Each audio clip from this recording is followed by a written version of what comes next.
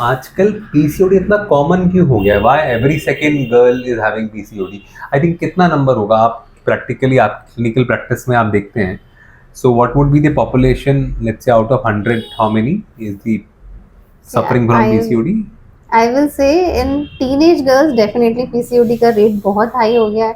I think 50 to 60% जो या है it is showing कि they are having PCOD.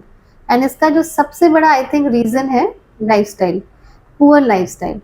Because आजकल kids like more on junk foods रहते हैं and sedentary lifestyle हो गया है. मतलब घर पे ही गेम्स खेलना, outdoor activities are very very less, exercises are very very less.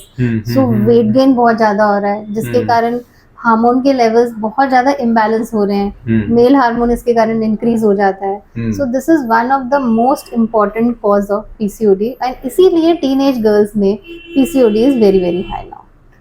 I think एक ट्रिगरिंग पॉइंट रहा हमारा शायद कोविड, जहाँ पे सब बच्चों को घर बैठा दिया गया और घर पे फिजिकल एक्टिविटी ख़त्म, बाहर जाना अलाउड नहीं है आपको.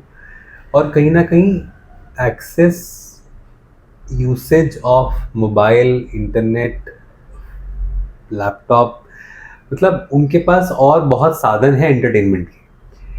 हमारे समय में it primarily used to be physical games. तो हम पकड़म पकड़ाई खेलेंगे, हम स्टापू खेलेंगे, हम रोप स्किपिंग करेंगे, कुछ गेम्स खेलेंगे, पिट्टू खेलेंगे. तो that used to be our source of entertainment.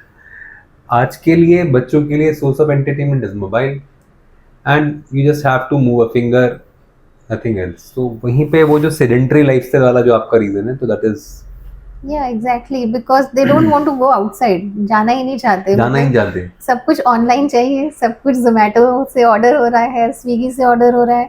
So all these things basically इससे वेट गेन बहुत ज्यादा हो गया, एक्सरसाइजेस बिल्कुल नहीं हो रही. सो ये सब ट्रिगर फैक्टर्स हैं और पीसीओडी में यही सब रीजंस के कारण सिवियरिटी भी इंक्रीज हो रही है. एग्जैक्टली. सो हमारा वही है, मतलब end of the day bottom line is physical activity. You need to have good amount of physical activity, and when a person is doing physical activity, I suppose that is also helping in many other ways in terms of managing their stress also. It's a stress buster, so that also in turn I suppose impacts their hormonal cycles. Yeah, definitely. Yeah. Definitely. So एक बात अगर हमें as a parent ध्यान रखनी है अपने बच्चों के लिए, तो ये कि अपने बच्चों को फिजिकल एक्टिविटी दें. बिल्कुल. They should be doing it.